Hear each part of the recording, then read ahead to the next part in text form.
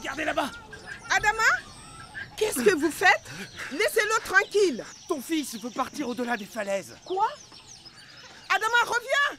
Adama, ou l'histoire d'un jeune Africain qui va chercher son frère parti à la guerre en 1914, premier long métrage d'animation réalisé à La Réunion.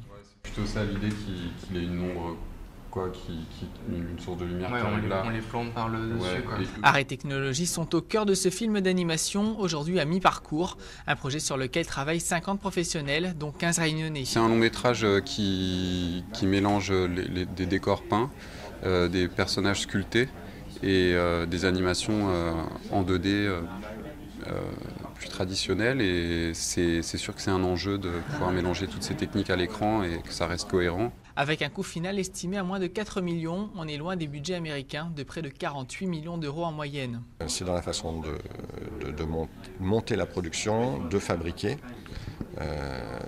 d'écrire aussi. Moi j'ai été sur des gros projets où il y a de l'écriture en permanence, donc ça veut dire du montage en permanence, des allers-retours, beaucoup de choses qui partent à la poubelle, etc. On ne peut pas se permettre ça. Une production favorisée par la présence de l'école portoise, ouverte depuis 20 ans. Aujourd'hui, ce film encourage les équipes à mettre en place des projets d'avenir. On a fait le pari de créer l'industrie par la formation des hommes.